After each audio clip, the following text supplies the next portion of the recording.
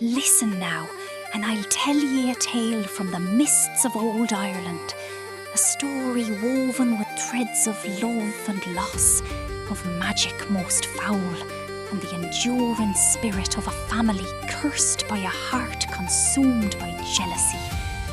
It begins with Lear, a lord of the ancient Tuatha Dé Danann, whose joy, though once boundless, now found its truest expression in his 4 beautiful children, Fionnuala, Aid, Fiachra and little Con. Their mother, Abe, had passed from this world, leaving a void in Lear's noble heart.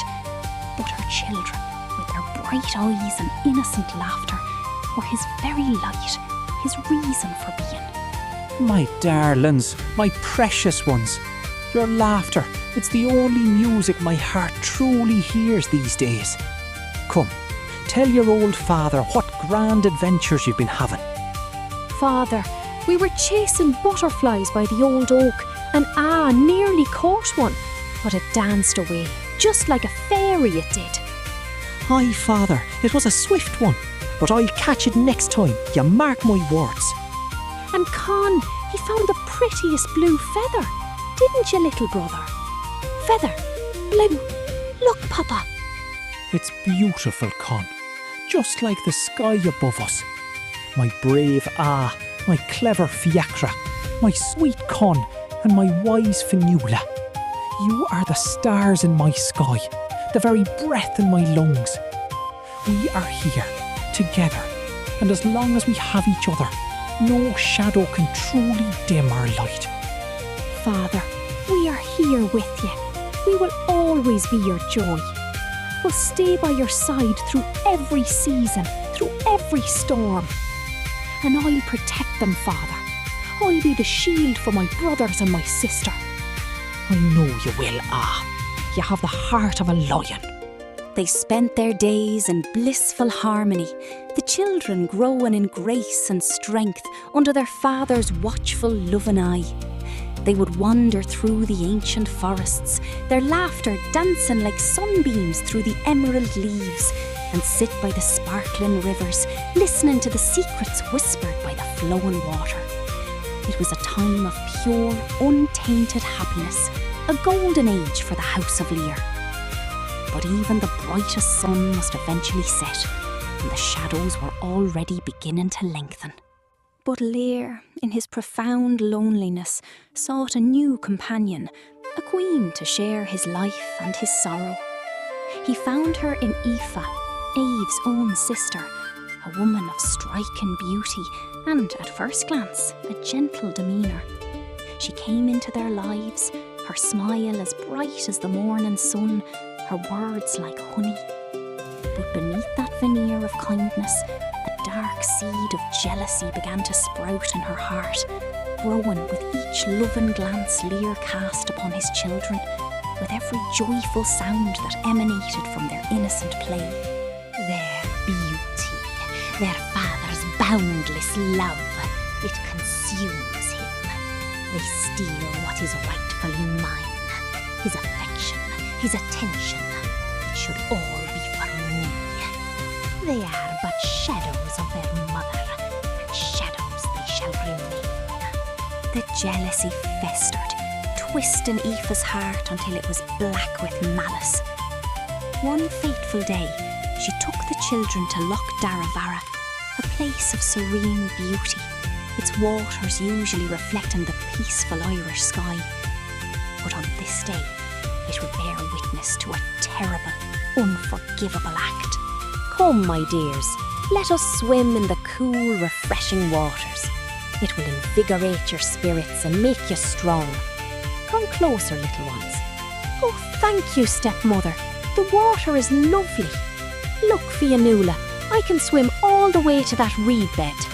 Fiachra, Con, splash, splash. Con, gurgles.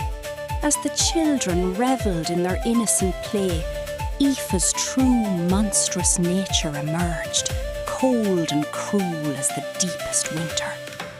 With a wave of her hand, a flash of dark light, and words of ancient forbidden magic, she transformed the 4 innocent children into majestic yet utterly helpless swans. Now, let Lear give his love to you, feathered creatures. Let him dote upon your squawking and your feathers. 300 years shall you spend on the tranquil waters of Loch Derravara. 300 more on the wild, unforgiving Sea of Moyle, and a final 300 on the desolate waters of Inishglora. Only the sound of a Christian bell, a sound yet unknown in this land, can ever break this curse. And by then ye shall be but dust. Aoife, how could you? Our father will mourn us. What have you done to us, you wicked woman? You will pay for this, wicked woman. You will know sorrow far greater than ours. I'm cold. I want me father. Con, Mama, Papa. The children, now trapped within the elegant forms of white swans, cried out in utter despair. Their human voices, laced with terror and heartbreak, mingled with the mournful calls of their new feathered forms. Lear, discovering their horrific fate, was utterly heartbroken. His grief echoed across the land, a lament that chilled the very air. But Aoife's dark magic was too potent, too ancient, to be broken by mere mortal sorrow. For 3 long centuries, the swan children endured the biting cold winds and the harsh, relentless waters of Loch Derravara. Their beautiful singing, though filled with an unbearable sorrow, became a legend whispered among the people, drawing all who heard its melancholic beauty to the lake's shores. They sang of their lost childhood, of their father's love, and of the cruel curse that bound them. People from all across the Emerald Isle would travel to the shores of Loch Derravara, drawn by the haunting beauty of the swan's lament. They would sit in silence, tears streaming down their faces as the 4 white birds glided gracefully across the water, their voices rising in a harmony that seemed to bridge the gap between heaven and earth. The story of their transformation spread like wildfire, a cautionary tale of jealousy and the enduring power of love. Ah, the poor children of Lear. Their song, it breaks me heart every time I hear it. I remember my own grandmother telling me of them when I was but a wee lass. And now, here I am, an old woman, and their song is just as sorrowful, just as beautiful as it ever was. Such a cruel, cruel fate for such innocent souls. May the saints have mercy on them, and may the wind carry their voices to those who need to hear them. Meanwhile, far from the cursed lake, in a small, cosy cottage nestled amongst the rolling green hills of County Mayo, lived old woman Moira. She was a woman known throughout the land for her sharp wit, her practical wisdom, and her even sharper eye for the strange, often mischievous goings-on in the world of fae and mortals. One blustery evening, a young mother, her face etched with worry and exhaustion, came to Moira's door, distraught beyond words. Moira, please, you must help me. My baby, my little Liam, he's not my baby. He cries all night with a sound that chills my bones, demands food with an insatiable hunger, and his eyes are far too old, too knowing for a babe so young. I fear the worst, Moira. I truly do. A changeling, is it now? Aye, I've heard tell of such things and seen a few in my long years. The fairies, bless their mischievous hearts, they do love to swap a healthy human babe for one of their own sickly kin, hoping the human warmth will mend their ailing child. But there's a trick to them, a way to make them show their true colours, a way to reclaim what's rightfully yours. Tell me, Moira, please. I'll do anything to have my Liam back. Patience, child. You must make a great feast, a grand spread of all the finest foods you can gather. And then, in the midst of it all, you must pretend to brew ale in an eggshell. The sight of such foolishness, such utter absurdity, will make the changeling laugh. A strange, unearthly sound it will be. And that laugh, my dear, that laugh will reveal him for what he truly is. The young mother, though sceptical and weary, clung to Moira's words as a drowning man clings to a spar. She returned home and with trembling hands prepared a lavish meal. Then, taking a tiny eggshell, she began to store water within it, pretending with all her might to brew ale, her heart pounding with a mixture of fear and desperate hope. Oh, you foolish mortal!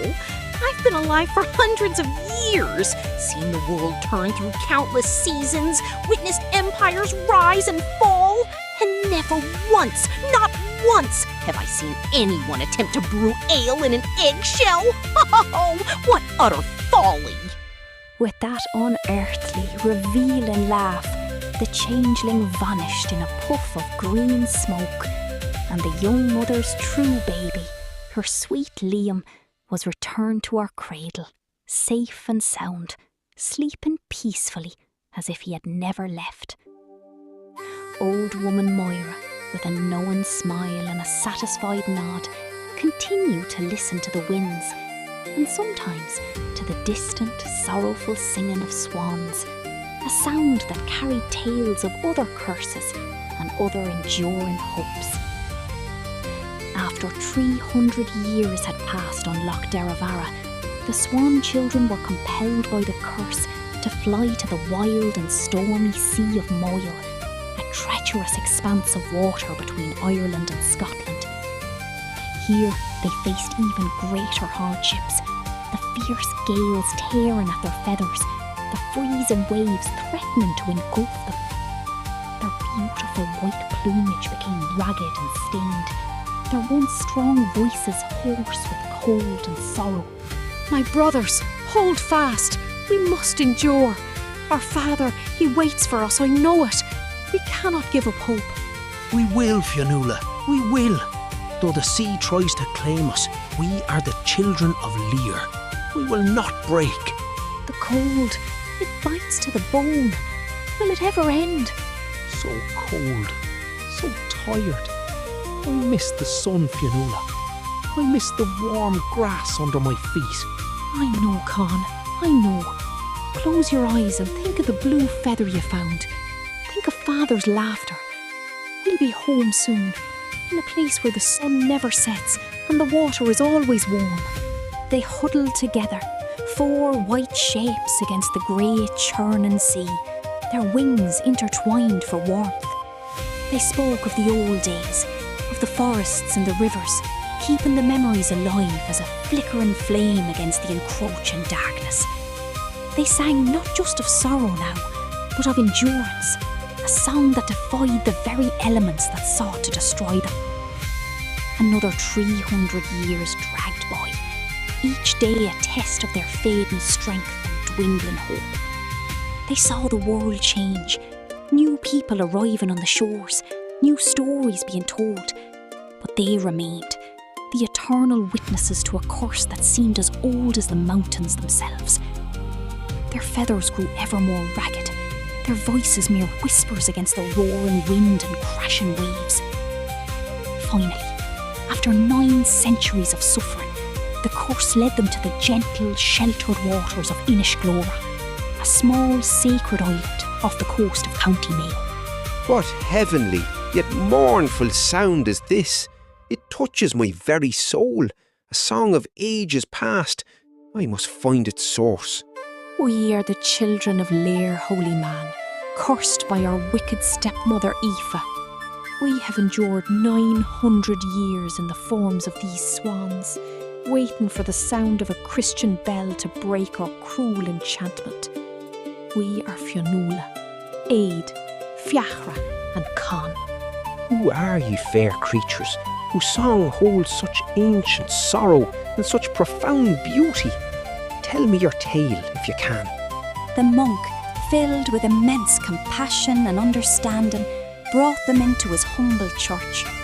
As the sacred bell tolled, its sound echoing through the small sanctuary, a shimmering golden light enveloped the ancient swans. Their feathers dissolved like mist, and in their place stood 4 ancient, frail figures, their human forms returned, but aged by centuries of unimaginable suffering. They were but shadows of their former selves, their bodies withered, their strength gone. We are free. Oh, blessed freedom. But so old, so very old. The curse, it is broken. Peace. Father, Mama, Father, we come to you. The monk, with tears in his eyes, baptised them, offering them the solace of faith in their final moments. As the holy water touched their ancient skin, their spirits, finally at peace, ascended to heaven, released from their long torment. Though Lear and Aoife were long gone from this world, the children of Lear found their eternal rest, their lament finally silenced, replaced by the profound peace they had so long sought. Their story became a timeless legend, a testament to enduring love and the triumph of spirit over despair. And so ends the tale of the Swan Children, a poignant reminder that even in the darkest of curses, hope and redemption can be found, and that the bonds of family, though tested by time and magic, by jealousy and sorrow, can never truly be broken. May their story live on in the hearts of all who hear it, a whisper from the ancient lands of Ireland.